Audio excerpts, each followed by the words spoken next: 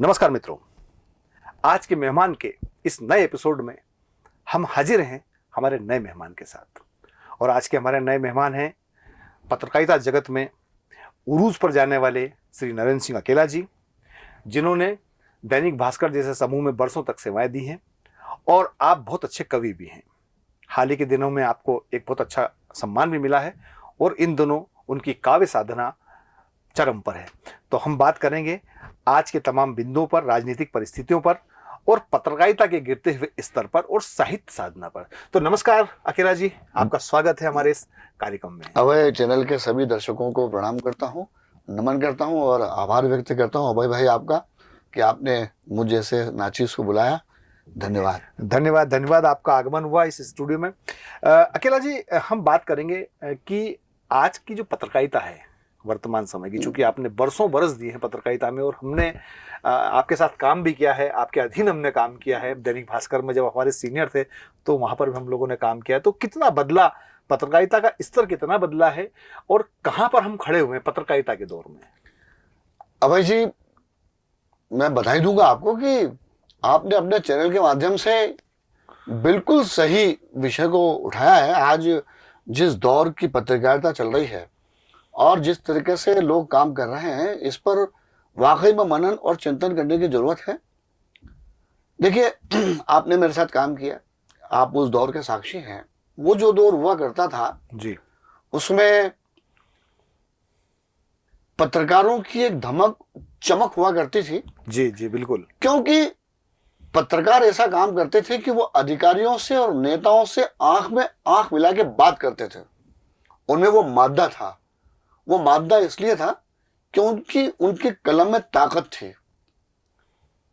वो ऐसा नहीं कि मतलब डर वाली बात मैं कहूं या कोई जोर जबरदस्ती वाली बात कहूं, नहीं, ऐसा नहीं है। वो सच के आगे और सच के पीछे चलते थे। आज जो मैं देख रहा हूं, कतिपय पत्रकार सच के आगे सच के पीछे तो छोड़, वो नेताओं के आगे पीछे चल रहे हैं और अधिकारियों के आगे पीछे चल रहे हैं। अब आप देखिए कि जो पत्रकार नेता के आगे चलेंगे या पीछे चलेंगे या अधिकारियों के आगे पीछे चलेंगे तो पत्रकारिता का स्तर कहां जाएगा? ये नहीं होना चाहिए। मैं पूरे पत्रकारिता बिरादरी की बात नहीं कर रहा हूं। मैंने पहले कहा कि कतिपय आज भी वो लोग हैं जी जो पत्रकारिता के मानदंडों पर खरे उतरते हैं। वो काम कर रहे हैं जिस प्रकार की आपने हम लोगों ने जो काम किया है उसी धारा पे वो चल रहे हैं और उन्हीं की वजह से आज पत्रकारिता जिंदा है। तो ये माहौल बदलना चाहिए, इसकी कमी भी है।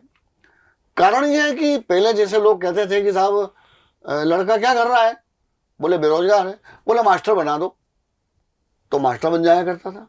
आज बोले क्या कर रहा है, बोले बेरोजगार है, बोले पत्रकार बना दो, पत्रकार बना दो, एमजे की कोर्स करा दो जी। और मैंने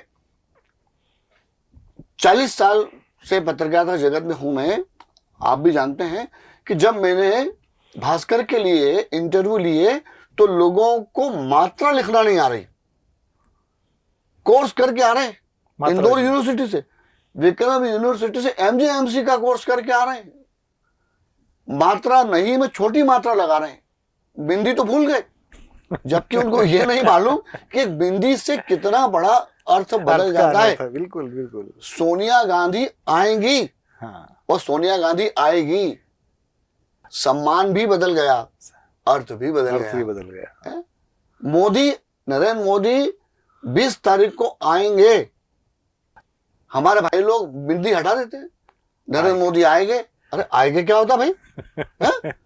तो जो नासा स्वर है जिसे कहते हैं हम, वो बिल्कुल गायब हो गया। मात्रिक दोष इतना, वाक्य विन्यास का दोष इतना है, लोग इंट्रो तक नहीं बना पा रहे हैं, है ना। लेकिन पत्रकारिता चल रही है, क्या करें? इनको ऐसे पत्रकारों को संस्कार देने की जरूरत है।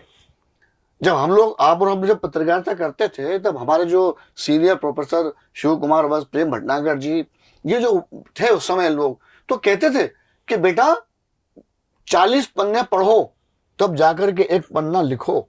आज स्थिति ये है कि पढ़ना लिखना तो दूर की बात, व्यक्ति 4 पन्ने लिखता है, तो जो 4 पन्ने लिखेगा आप देख लीजिए कि उसका क्या हाल होगा। नहीं तो इसके लिए वो समूह जिनमें आप जैसे पत्रकार या और भी दूसरे जो समूह रहे हैं और जो काम कर रहे हैं, आज उनके अंदर भी वो भी तो वैसे लोगों को पसंद कर रहे हैं, उसी तरह के लोगों को। नहीं, वो पसंद नहीं कर रहे, मजबूरी है। नहीं, मजबूरी भी नहीं है। क्या है कि जब 5,000 में, 7,000 में, 8,000 का पत्रकार मिल रहा है, जी जी जी, है खबरें लेकर आ रहा है, तो फिर वो 20,000 या 25,000 का पत्रकार क्यों लेंगे? मतलब घोड़े की जगह गधों से काम कराया जा रहा है। मैं गधे घोड़े की बात तो नहीं करूंगा, लेकिन मैंने आपको बता दिया कि स्तर यह है कि 7-8 हजार पत्रकारों की स्थिति जाकर के देखिए साहब। जी जी जी जी, आज लोग मुझ पे बड़ा वो करते हैं कि साहब आपने एज ए सिटी चीफ शुरुआत की, आप ब्यूरो चीफ बने, उसके बाद न्यूज एडिटर बने, फिर एडिटर बने, फिर आप स्टेट एडिटर बने, फिर प्रोजेक्ट एडिटर बने। भैया क्यों बन गए? अरे हमारी मेहनत देखिए, हमने काम किया है, ईमानदारी के साथ काम किया है, हमने हिंदी की सेवा की है, हमने पढ़ा है, हमने कल्पेश याग्निक जी को पढ़ा, हमने श्रवण गर्ग जी को पढ़ा, प्रभाष जी को पढ़ा, रात रात भर बैठ के हम उनकी संपादकी पढ़ा करते थे। जब अखबार का काम हम खत्म करते थे तो घर जाकर के हम पढ़ते थे। भैया आज कौन पढ़ रहा है? कोई नहीं, किसी बात समय नहीं है। सुबह हुई, शाम हुई, छतरी चौक से उज्जैन का सफर शुरू होता है, कोठी पे जाके समाप्त हो जाता है, इसके अलावा कोई सफर नहीं है। तो जब तक नई पीढ़ी के लोग पढ़ेंगे नहीं तब तक गढ़ेंगे नहीं, पढ़ेंगे नहीं जब तक गढ़ेंगे नहीं। तो जो पढ़ेगा वो अच्छा गढ़ेगा, और अगर वो अच्छा गढ़ेंगे तो अखबार का नाम भी होगा। राजनीति पर आपने कहा कि राजनीति, जैसे पत्रकारिता का जो स्तर आपने बताया कि पत्रकारिता में ये प्रॉब्लम आ रही है, राजनीति मतलब क्या राजनीति भी उस से अछूती है, उस प्रभाव से राजनीति का स्तर भी तो वही पहुंच रहा है। राजनीति आज वर्तमान राजनीति के हालात क्या हैं, देश के, प्रदेश के और हमारे यहाँ के जो हालात हैं, हम देख रहे हैं कि किस तरह की राजनीति हो रही है, खरीद फरोख्त की राजनीति हो रही है। लोकतंत्र, प्रजातंत्र तो कहीं खो ही गया है। जिसके पास पैसा है वो राजा है और वो खरीद फरोख्त कर लेगा, वो सरकार बना लेगा। तो राजनीति का स्तर भी तो वही हो गया। और मीडिया जो है वो मीडिया तो अब मीडिया के तो बहुत सारे नाम हो गए, नए नए नाम हो गए, मेरे ख्याल से नामांकन हो गए ना मीडिया के। तो अब जिस नाम से कभी मीडिया जाना नहीं जाता था उस नाम से मीडिया जाने लगा। आप समझ रहे हैं मैं क्या कह रहा हूँ आपको? तो राजनीति पर भी पता है ना, आपने तो लंबा 35 साल 40 साल का पत्रकारिता का आपका अनुभव है। तो राजनीति की आपने राजनीति को किस स्तर पर देखा है और वर्तमान में राजनीति कहाँ पर खड़ी हुई है? देखिए, मैंने देश भर में काम किया है और देश भर के मैंने चुनाव भी देखे, देश भर के नेताओं को भी देखा। जो शुचिता राजनीति में आना चाहिए जी, वो शुचिता का अभाव तो है। अगर हम बात करें साहब कि हर नेता हमारा लाल बहादुर शास्त्री हो जाए, है तो हर नेता वल्लभ भाई पटेल नहीं हो सकता, लाल बहादुर शास्त्री नहीं हो सकता। वो अपने किरदार को आगे रखते थे। आज के जो नेता हैं, मैं सारे नेता की बात नहीं करता, लेकिन आज के जो कतिपय नेता हैं वो अपने किरदार को पीछे रख के धन को आगे रखते हैं। तो जो नेता धन के साथ चलेगा वो अपना किरदार कैसे बना पाएगा? एक बात। दूसरी बात, अतीत की हम बात करें तो निष्पक्ष और तटस्थ चुनाव होते थे, किसी प्रकार का कोई लोभ लाभ कुछ नहीं। आज आप देखिए कि एक व्यक्ति दिल्ली से चलता है, जिसका नाम होता है अरविंद केजरीवाल। बोले साहब आप हमारी पार्टी को वोट दीजिए, हम बिजली मुफ्त देंगे, पानी मुफ्त देंगे, हम ये मुफ्त देंगे, हम वो मुफ्त देंगे। चुनाव आयोग कहता है कि वोटरों को नहीं खरीदा जाना चाहिए। जब चलते चुनाव में यदि शराब बांटी जाती है और कार्यकर्ता पकड़े जाते हैं या नेता पकड़े जाते हैं तो उनके खिलाफ कार्रवाई होती है। मेरा कहना है कि जब ये नेता इस प्रकार की घोषणा करते हैं तो उनके खिलाफ कार्रवाई क्यों नहीं होती है? वो कार्रवाई होना चाहिए उनके खिलाफ कि आप चुनाव लड़िए, मानस बनाइए लोगों का। क्या विदेशों में ऐसा हो रहा है क्या? जहां भी लोकतांत्रिक पद्धति से चुनाव होते हैं, क्या वहां पर इस प्रकार से लोगों को खरीदा जाता है क्या? लेकिन हमारे देश में आप देखिए पिछले कुछ सालों से हम देख रहे हैं कि फ्री की रेवड़ी बांटी जा रही है, उनको सुविधाएं दी जा रही है। क्यों? ये मैं इसका बिल्कुल विरोध करता हूं। ये नहीं होना चाहिए। तो ये तो सभी कर रहे हैं अकेला जी इस समय, गलत है, पार्टी है, बिल्कुल गलत है, कोई भी हो। अभी हमने कल ही पढ़ा कि जो है मध्य प्रदेश में इतना कर्ज हो चुका है, मध्य प्रदेश सरकार के ऊपर लगभग 4 लाख करोड़ का प्रति व्यक्ति 50,000 रुपए का कर्ज हो चुका है, लेकिन मुफ्त की रेवड़ियां तो शिवराज भी बांट रहे हैं। हाँ वो सब, मैंने कहा ना, मैं इस चीज का व्यक्तिगत रूप से विरोध करता हूं कि ऐसा नहीं होना चाहिए।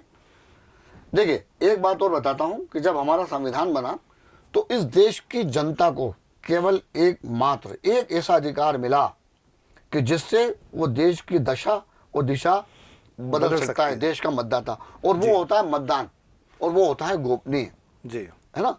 तो देश का कर्णधार कौन है? नागरिक है। देश के कर्णधार को, देश को बनाने वाले कौन है? मतदाता। यदि आप मतदाताओं को इस तरह से खरीद लेंगे तो फिर लोकतांत्रिक पद्धति का मतलब क्या हुआ? जनता के लिए, जनता के द्वारा, फिर इसकी परिभाषा कहाँ जाएगी? Democracy for the people, of the people, by the people. फिर इस परिभाषा को हम कैसे परिभाषित करेंगे भाई साहब? तो ये देश में कोई सी पार्टी हो रही हो, सब जानते हैं, जो हमें सुन रहे हैं, जो हमें देख रहे हैं, वो सब जानते हैं। रुकेगा कैसे अकेला जी? ये तो सब जानते हैं, तो फिर ये इसका इलाज क्या, उपचार क्या है? ये जो बीमारी, इसका उपचार एकमात्र है कि इसमें चुनाव आयोग जो है, आपको याद होगा एक जमाने में जो टी.एन. शेषन आए थे जी, उन टी.एन. शेषन ने चुनाव पद्धति पर जो रोक लगाई और जो साफ सफाई की, ऐसे व्यक्ति जब तक चुनाव आयोग के अध्यक्ष नहीं बनेंगे, आयुक्त नहीं बनेंगे, तब तक कि भाई साहब ये होता रहेगा। जनता को आप खरीद करके वोट लेते रहेंगे। कब तक करेंगे? आप गेहूं बांटेंगे, चावल बांटेंगे, दाल बांटेंगे, तेल बांटेंगे, जनता तो निठल्ली होती जा रही है। आजकल तो धार्मिक यात्रा भी करा रहे हैं सरकारी खर्चों। गलत है। ये वोटरों को जो लुभाने का काम है, ये बंद होना चाहिए। तो मीडिया इसकी खिलाफत क्यों नहीं करता है? अब मीडिया की अपनी चीजों को लेकर मीडिया खामोश क्यों रहता है? ये मीडिया की अपनी मजबूरी, विज्ञापन के चक्कर में मीडिया की अपनी मजबूरी है, मीडिया की अपनी मजबूरी। तो फिर मीडिया बचा कहाँ अकेला जी? यही तो स्थिति है, ये तो है, देश की जनता जानती है। अगर ऐसा है तो मीडिया फिर बचा? मीडिया को ये बात उठाना चाहिए, मीडिया को ये बात उठाना चाहिए। उठाते और उठाएगा कौन? नहीं, उठाएगा कौन? उठाएगा कौन? पत्रकार। पत्रकार कहाँ है? वो तो नौकरी कर रहे हैं, सुबह 11 बजे जाते हैं। आजकल वो थंब आ गया है, उसको टच किया, टच करने के बाद शाम को 5 बजे निकल ली, अपना काम हो गया। नौकरी तो अकेला जी पहले भी करते थे? नहीं, पहले नौकरी के साथ पत्रकारिता भी करते थे। तो कहाँ पर मतलब गड़बड़ कहाँ हुई? मालिकों में गड़बड़ पैदा हो गई। पत्रकार तो आज जैसा आप बता रहे तो नौकरी तो कल पत्रकार श्री नरेंद्र सिंह अकेला कल भी पत्रकारिता कर रहे थे, नौकर थे। आज भी वो अगर करेंगे तो कहीं जाके किसी बड़े संस्थान के अंदर किसी बड़े पद पर जाके बैठेंगे। सवाल ये उठता है कि क्या मालिकों का स्वरूप बदल गया? जिन लोगों को दूसरी जगह होना चाहिए वो आज जो है वो, देखिए एक लाइन में ये बात कहूंगा जी कि अखबार में अब समाचार तो ठीक है, विज्ञापन की प्रधानता हो गई है। ठीक है, अब ये अपने मालिकों की मजबूरी होगी कि उनको अखबार चलाना है तो विज्ञापन जरूरी है, लेकिन विज्ञापन इतने जरूरी नहीं होना चाहिए। आपको याद होगा मैंने एक बात भी कही थी जो देश भर में मशहूर हुई। मैं जहां जहां भी जाता हूं वहां के पत्रकार मेरी इन पंक्तियों को हाथों हाथ लेते हैं। मैंने कहा था कि पराई दौलत को यारों कभी देखा नहीं करते, पराई दौलत को यारों कभी देखा नहीं करते, जलालत मात पिता झेले कर्म ऐसा नहीं करते, कलम के हम सिपाही हैं सदा सच्चाई लिखते हैं, किसी धनवान के हाथों कलम बेचा नहीं करते। वाह वाह वाह वाह। अगर ये भाई साहब कलम बिकेगी तो आप मान के चलिए कि सारी स्थितियां बिगड़ जाएंगी। चलिए अब हम इस बातों के सिलसिले को आगे बढ़ाएंगे। इसके पहले एक छोटा सा ब्रेक लेते हैं और फिर मिलते हैं थोड़ी देर बाद आपसे। चाइनीज, इटालियन, पंजाबी, गुजराती, मराठी व्यंजनों का लुत्फ उठाने चले आइए food bucket cafe and restaurant. शानदार दावत और मिनिमम दाम। शहर की भीड़ से दूर आपकी kitty party, birthday party, DJ party, conference या किसी भी तरह की मीटिंग के लिए शानदार पार्टी हॉल, फंक्शन और स्वादिष्ट भोजन का एक ही नाम, food bucket cafe and restaurant. हमारा पता होटल शांति पैलेस के पीछे, चिंतामन रोड, उज्जैन। संपर्क करें 9522222107 या फिर 9039171468। चलिए एक बार पुनः हाजिर हैं हमारे मेहमान के साथ। तो एक बार पुनः स्वागत है अकेला जी आपका। पत्रकारिता पर बात हुई, राजनीति पर बात हुई। अब हम चाहते हैं कि आपकी जो काव्य साधना है, आप हमने सुना भी है आपको, बड़े बड़े मंचों से संचालन करते भी सुना है। आंसू कवि हैं आप तो, है ना, उसी वक्त कविताएं गढ़ने वाले व्यक्ति हैं। ये आपके पास में एक हुनर है और हमने तो काफ़ी लंबे समय से आपको देखा भी है, सुना भी है। तो साहित्य का भी इन दिनों स्वरूप बदलने लग गया। पहले साहित्य, हमने कहीं एक बार हमने हरिओम पंवार के मुंह से ये बात सुनी थी कि कविता अगर सरकार की प्रशंसा करने लग जाए तो या तो सरकार गिर जाती है या कविता मर जाती है। हरिओम पंवार ने कहीं कहा था, हमने सुना भी। जी जी जी जी जी। तो आज हम देखते हैं कि जो साहित्यकार हैं वो साहित्य कम रह गया, उनके पास भांडगिरी ज़्यादा हो गई है ना। वो पुराने ज़माने में जो होते थे ना, राजा महाराजाओं के क्या बोलते थे, उनको लिखते थे, उनके लिए चारण भाट जो होते थे वो। तो आजकल हम ये देख रहे हैं कि आजकल जो है वो कविताएं उसी स्वरूप की तरफ बढ़ रही हैं, या साहित्य उस स्वरूप की तरफ बढ़ने लगा है कि वो गलत को गलत कहने के बजाय जो है वो उनकी मतलब उसकी प्रशंसा में जुट जाते हैं। तो साहित्य का जो स्वरूप बदला है ना, शरण हर जगह है, राजनीति में भी शरण है और पत्रकारिता का भी शरण हो रहा है। तो साहित्य भी शरण से बचा हुआ नहीं, क्योंकि पत्रकारिता का दूसरा जो पहलू है सिक्के का वो साहित्य ही है ना।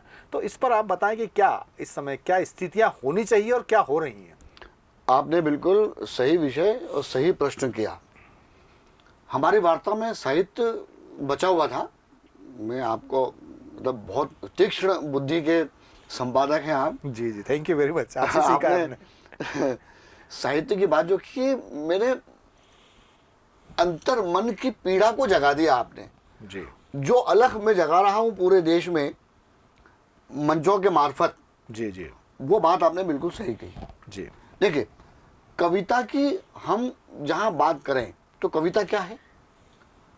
क से कल्पना और वी से विचार और ता से तालमेल जी ना। जब कविता का विचारों से तालमेल होता है तो कविता बनती है जी। आज स्थिति बिल्कुल बदल गई है ना। कल्पना तो है ही नहीं, है ना। कल्पना वो सामने मंच के सामने बैठ करके कविता सुनती है जी, है ना। और विचार बदल गए, विचार किसी के साथ हो गए तो तालमेल गड़बड़ा गया। मैं थोड़ा अतीत की तरफ आपको लेके चलूं तो हमारे यहाँ हिंदी में 4 युग थे जी, है ना। और अलग अलग युग में अलग अलग बात हुई जी। जैसे रीतिकाल की बात करूं तो रीतिकाल में सेनापति, पद्माकर, है ना, घनानंद जैसे कवि आए। भक्ति काल की बात करूं तो भक्ति में सूर, तुलसी, मीरा, जायसी जैसे कवि आए।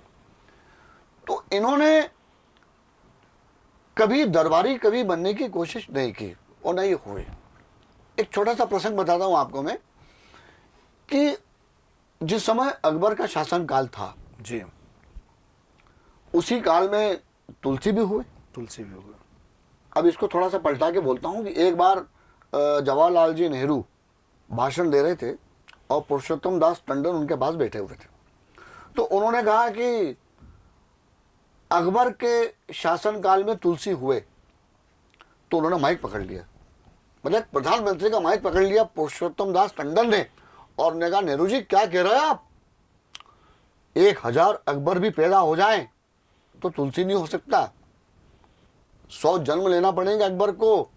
आप क्या कह रहे हैं? आप ये बोलिए कि तुलसी के शासन काल में अकबर था। तो ये बात कहने की जो हिम्मत थी पुरुषोत्तम दास टंडन की, वो आज कहाँ है? नहीं। तो साहब, अकबर ने तुलसी को बुलवाया अपने दरबार में जी। सामान्य शासन काल हो, कविता लिखना बहुत आसान है, लेकिन वो मुगल बादशाह था, उसके शासन काल में जो तुलसी लिख रहे थे उनका प्रभाव बढ़ता चला जा रहा था। तो उनके सैनिकों ने और सब लोगों ने कहा कि साहब, एक तुलसी नाम का एक राम का भक्त है, उसका प्रभाव बढ़ रहा है, बोले उनको बुलाओ। तो तुलसीदास जी जाने से मना कर दिया। बोले मैं दरबार में नहीं जाऊंगा, मैं तो राम का भक्त हूँ, राम के दरबार में बैठता हूँ, वहां जाता हूँ मैं तो। फिर कुछ लोगों ने कहा कि नहीं साहब, एक भक्त तो अहंकारी नहीं होना चाहिए, आप चलिए। खैर, जब उनको बताया कि आप संत हैं तो चले गए, बैठे, बातचीत हुई। तो अकबर ने कहा साहब कि मेरे पास 9 रत्न हैं, आप मेरे रत्न बन जाइए। क्या प्यारा जवाब दिया साहब अभय भाई तुलसीदास जी ने। हमारी युवा पीढ़ी इस जवाब को भूल गई। तुलसी ने कहा कि हम चाकर रघुवीर के पठाव लिखो 100 बार। चाकर यानी नौकर, नौकर। हम चाकर रघुवीर के पठाव लिखो 100 बार।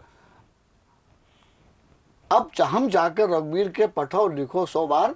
तुलसी अब का होंगे नर के मनसबदार।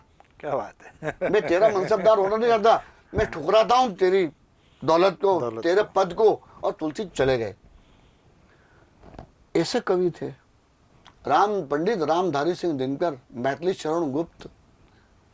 वो कवि थे जो कभी घबराए नहीं। बाबा नागार्जुन ने जो कविताएं लिखी उनको साहब सरकार ने बंद कर दिया। अच्छा। सरकार के खिलाफ लिखा उन्हें लिखा कि इंदू जी क्या हुआ आपको, सत्ता की मस्ती में भूल गई बाप को। अच्छा। तो वो लिखा उन्हें। आज स्थिति बदल गई है साहब। स्थिति बदल गई है कि मैंने एक मोड़ पे कहा था कि हाथी बाबा बसपा के हो गए। हाथी बाबा बसपा के हो गए। जो सपा के निकले वो लोजपा के हो गए। जो सपा से निकले वो लोजपा के हो गए। आधे कवि कांग्रेस के, आधे भाजपा के हो गए। तो अभी हमारे देश में बहुत सारे ऐसे कवि हैं साहब जो नरेंद्र मोदी के खिलाफ बोल बोल के, लिख लिख के करोड़पति हो गए। पूरा देश जानता है। उनका एक ही ट्रैक है बस कि मोदी के खिलाफ बोलना, मोदी के खिलाफ लिखना। और साहब उनको बुलाया जा रहा है। अभी एक शायर को जो है वो पद्मश्री दे दी गई महाराष्ट्र में, क्योंकि वो मोदी के खिलाफ बोल रहे हैं। अच्छा, खिलाफ बोल रहे हैं। बिल्कुल। अभी गुजरात में उन्होंने खूब प्रचार किया, उनको पद्मश्री वहाँ की सरकार ने जो है बड़ा पुरस्कारों से नवाजा। तो मेरा कहने का मतलब यह है कि कवि एक स्वतंत्र व्यक्ति होता है। जो देखता है वो लिखता है, वो सच्चाई उसके मुख से निकलना चाहिए, नहीं निकलती। अब मंची कवियों की अगर बात कहूं तो मंच पे लिखा जाता है अखिल भारतीय कवि सम्मेलन। आप 8 घंटे, 7 घंटे, 6 घंटे, 5 घंटे रुक करके कवि सम्मेलन को सुनिए। क्या वहां कविता हो रही है? वहां चुटकुले हो रहे हैं। चुटकुले हो रहे हैं। हमारे देश में महंगे महंगे कवि जो है चुटकुले सुना सुना करके लखपति करोड़पति हो गए। और डिमांड है उनकी, लोग बुला रहे हैं। वो यही पता नहीं चुटकुला है किसका, वो चुटकुला है किसका। एक कवि सम्मेलन में तो एक कवि मंच के पीछे मारपीट कर रहे हैं। खूनमझार होगा भाई साहब। मैं उसका चश्मदीद गवाह। रमेश गुप्ता चातक जी मंच का संचालन कर रहे। और 2 कवि आपस में लड़े, मारपीट कर रहे। चुटकुला सुना दिया उसने। तो आयोजकों ने जाके पूछा, बोले बात क्या है? तो जो नीचे पड़ा हुआ था, जो वो मुक्का मारा था, बोले इसने मेरे सारे चुटकुले पढ़ दिए, मैं क्या पढ़ूं। तो ये स्थिति हो गई साहब साहित्य की बात। अब मंचों पे साहित्य रहा कहाँ, लेकिन हाँ ऐसा नहीं कह सकते। आज भी लोग किताबें लिख रहे हैं, लोग पढ़ रहे हैं और साहित्य की साधना कर रहे हैं। देश में बहुत सारी किताबें आ रही हैं, है ना। उन लोगों के दम पे ही आज का साहित्य जिंदा है। लेकिन मंच की बात करूं तो मंच पे अब कविता बिल्कुल खत्म हो गई है ना। कविता के कुछ ही लोग बचे हैं। कल मेरे फेसबुक पे एक दोस्त ने मुझे लिखा कि मुझे गीत लिखते हुए 30 साल हो गए, अब मेरा मन कर रहा है कि मैं चुटकुलों की तरह बढ़ जाऊं। तो मैंने विरोध किया। मैंने कहा भाई मेरी बात सुनो, बिल्कुल आप फेसबुक मेरी उठा के देख लें आवाज। मैंने लिखा, मैंने कहा DK मित्तल जी बिल्कुल गलत ये मत कीजिए आप। मैं भी 40 साल से साहित्य की साधना कर रहा हूँ, मंचों पे दौड़ लगा रहा हूँ, मंचों पे जाता हूँ, संचालन करता हूँ, मैं आशु कवि भी हूँ। मैं तो चुटकुलों का प्रयोग इस तरह से नहीं करता। भाई आटे में नमक समाए वहां तक तो बात ठीक है, लेकिन आप 90% चुटकुले सुनाएंगे तो कविता का क्या होगा? कविता तो दम तोड़ेगी ना। तो हमारी, इसके लिए मैं मानता हूं हमारी जनता दोषी है। हमारी जनता उनको पसंद कर रही है, ठिलवों को पसंद कर रही है। तो जब तक ये ठिलवेगिरी बंद नहीं होगी भाई साहब, तब तक साहित्य में स्वच्छता नहीं आएगी। तो अकेला जी वो आज थोड़ी हो गया, ये तो इसको भी इतना स्वरूप जो बिगड़ा है धीरे धीरे हमने देखा है। टेपा सम्मेलन का भी हम एक स्वरूप देखते थे, उसके अंदर अच्छे अच्छे कवि आते थे एक ज़माने में। चातक साहब उसका संचालन करते थे और कई बड़े बड़े कवियों को हमने उस पर सुना है। बाद में वो टेपा सम्मेलन जो है वो दुर्गति को प्राप्त हो गया, फिर इसके बाद जो है वो अश्लीलता सुनाई जाने लगी और वो ऐसे ऐसे ठिलवे जिनको आप बता रहे हैं वो आने लग गए। तो 30, 35, 40 साल में उसका भी तो बंटाढार हो गया अच्छे भले कार्यक्रम का। नहीं, मैं केवल टेपा सम्मेलन की नहीं, बात, मैं आपको व्यक्तिगत टेपा सम्मेलन का पता है, उदाहरण दे रहा हूँ कि मतलब इस तरह के आयोजन जो प्रारंभ में बिल्कुल अच्छे आयोजन थे, जिसमें बड़े बड़े लोग जुड़े हुए थे, भगवती प्रसाद शर्मा जैसे रंगकर्मी जुड़े हुए थे, डॉक्टर शिव शर्मा जैसे लोग जुड़े हुए थे, है ना, रमेश गुप्ता चातक जैसे लोग उसका संचालन कर रहे थे। मैं भी उससे पिलकेंद्र काफी समय अरोड़ा जुड़ा जी भी, है। पिलकेंद्र अरोड़ा जैसा साहित्यकार उससे जुड़ा हुआ था, आप भी उससे जुड़े हुए थे, कई बड़े बड़े ऐसे लोग जुड़े थे। लेकिन धीरे धीरे आप देखेंगे उसका भी शरण हो गया। टेपा सम्मेलन वो वाले स्वरूप में नहीं बचा। अब तो वहां पर पता नहीं कैसे कैसे अजीब अजीब तरह के लोगों को बुलाया जाता है। वो कवि तो होते ही नहीं है, वो पहले वहां पीछे की तरफ बैठ के पीते हैं और उसके बाद में फिर आते हैं पता नहीं किसकी लेके वो टीपा टापी करके, तो उसका भी शरण हो गया। तो ये तो हो ही रहा है ना। इसका एक लाइन में जवाब है जी, एक लाइन में जवाब यह है कि कमान किनके हाथों में है? कमान साहित्यकारों के हाथ में होगी तो साहित्य परोसा जाएगा, चुटकुलेबाजों के हाथ में कमान रहेगी तो मंच से साहब चुटकुले ही आएंगे, पूर्णता ही आएगी। क्योंकि कवियों की हमारे यहाँ कोई कमी थोड़ी है। हेमंत श्रीमाल जैसे कवि, श्री कृष्ण सरल जैसे कवि हमारे, हालांकि उनने कभी मंची कविता को स्वीकारा नहीं श्री कृष्ण सरल जी ने, लेकिन सब जानते हैं कि वो किस स्तर के कवि थे। आप भी हैं यहाँ पर, और भी तमाम, अशोक भाटी जी हैं, है ना, तमाम तरह के बहुत अच्छे अच्छे कवि हैं। बहरहाल अब ये बताएं कि ये जो स्वरूप बदला हुआ जो स्वरूप है, इस बदले हुए स्वरूप को बेहतर बनाने का प्रयास कौन कर सकता है? मतलब ये क्या जिम्मेदारी, जो आपने कहा कि जो सामने जो लोग बैठे वो तो उनको तो मनोरंजन चाहिए, वो जो सामने जो लोग बैठे हुए, आप अच्छा सुनाओगे तो वो अच्छे सुनने वाले लोग आएंगे, आप ठिलवे ही सुनाओगे तो ठिलवे सुनने वाले लोग आएंगे। तो क्या ये जरूरी नहीं है कि जो साहित्य साधना में जुड़े हुए लोग हैं वो भी अपना स्वयं का भी सुधार करें? आत्म अवलोकन की जरूरत नहीं है क्या यहाँ पर? नहीं, बिल्कुल नहीं। मैं आपको उदाहरण देता हूँ गीत चांदनी जयपुर का। जी, मैं उस कार्यक्रम में कई बार गया हूँ। जी, अबे भाई, गीत चांदनी एक ऐसा अनुशासित कार्यक्रम है जी, कि जिस प्रकार संघ की बैठक होती जी, है ना, चुपचाप व्यक्ति आता है और बैठ जाता है, वहाँ कोई किसी को बैठाता नहीं है ना, स्व अनुशासन। जी। इसी प्रकार गीत चांदनी जयपुर के कार्यक्रम में श्रोता आते हैं और लाइन से चुपचाप बैठ जाते हैं। उस गीत चांदनी में केवल गीत के कार्यक्रम ही होते हैं, गीत, मुक्तक और गजल। विश्वम्बर दयाल जी वो कार्यक्रम कराते थे। आज भी वो कार्यक्रम आबाद गति से चल रहा है जयपुर में, और लोग वहाँ पर तरसते हैं गीत चांदनी में जाने के लिए कि मुझे मौका मिल जाए। वहाँ तहत में कविता नहीं पढ़ सकते। 1992 में जब मैं उस कार्यक्रम में गया तो इंदौर के एक शायर, नाम बता रहा हूँ, मैं डरता नहीं हूँ, दिनेश दर्पण जिस व्यक्ति का नाम, जी, दिनेश दर्पण जी को रमेश गुप्ता चातक जी ने खड़ा कर दिया। दिनेश ने तहत में पढ़ना चालू करा तो आयोजक तो कुछ नहीं बोले, श्रोता खड़े हो गए, भाई साहब बैठ जाइए, तरन्नुम में सुनाइए। अब वो व्यक्ति तहत में पढ़ने वाला, तहत का मतलब होता है कि बोल के पढ़ने वाला, जैसे मैंने भी अपना मुक्तक बोल के सुनाया। उन्होंने कहा कि तरन्नुम में सुनाइए आप, वो नहीं सुना पाए। आयोजक ने तत्काल उनको लिफाफा दिया, बोले भाई साहब जाइए, आप रवाना कर दिया। हमारे कार्यक्रम में तरन्नुम वाले ही चलते हैं। क्यों साहब, गीत चांदनी कार्यक्रम क्यों ऐसा चल रहा है? क्यों लोग तरसते हैं वहाँ जाने के लिए? वहाँ चुटकुलेबाजी क्यों नहीं होती? वहाँ तहत में क्यों नहीं पढ़ा जाता? क्योंकि वहाँ के आयोजक सख्त हैं और श्रोता भी उन्हीं लोगों को और सुनना श्रोता भी वैसे हैं।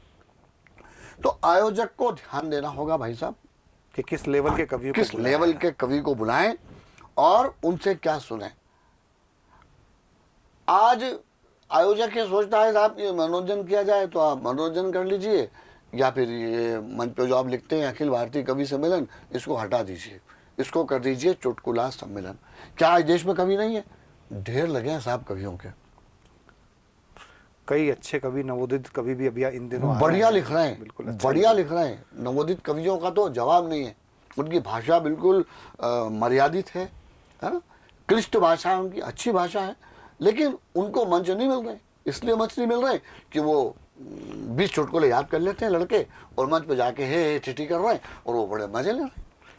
तो अकेला जी आप कवि भी हैं, तो हम अब हमारी बातों का सिलसिला अब खत्म होने का वक्त आ रहा है, तो हम ये चाहते हैं कि तरन्नुम में आप कुछ सुना दें ताकि हमारे जो अभय न्यूज़ के दर्शक हैं वो भी कुछ आपके जो सृजन है उससे दो चार हो जाए और इसके बाद हमारी बातों का सिलसिला हम खत्म करते हैं। जैसा कि आपने तरुण में कहा है, तो मैं 4 जी, पंक्तियां स्वागत है। अपने दर्शकों तक पहुंचाने की कोशिश करता हूं। जिस पंक्ति ने मुझे देश भर में पहचान दिलाई, जी वो पंक्ति पेश करता हूं जी, स्वागत है। कि ये करिश्मा वो जमाने को दिखाने आया, आहा, ये करिश्मा वो जमाने को दिखाने आया, वो हवाओं में चरागों को जलाने आया, जिसने गत वर्ष कटाए थे सैकड़ों जंगल, जिसने गत वर्ष कटाए थे सैकड़ों जंगल, वो मेरे गांव में एक पेड़ लगाने आया। क्या बात है, क्या बात है, क्या वो बात है। मेरे गांव में एक पेड़ लगाने आया।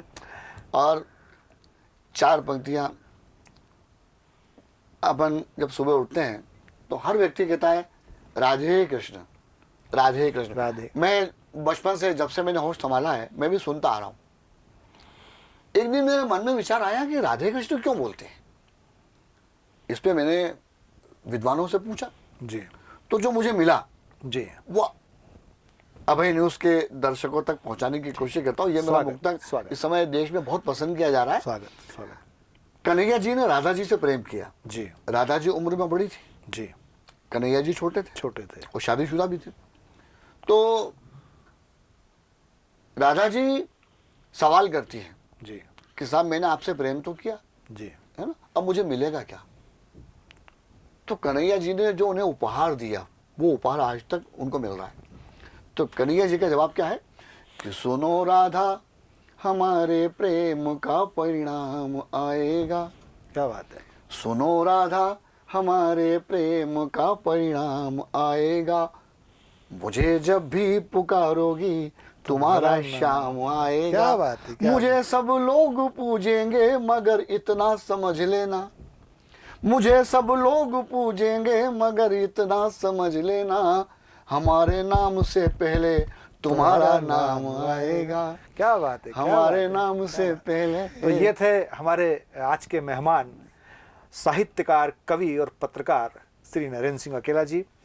फिर हम किसी नए एपिसोड में नए मेहमान के साथ आपसे रूबरू होंगे। तब तक के लिए मुझे आज्ञा दीजिए। जय श्री महाकाल।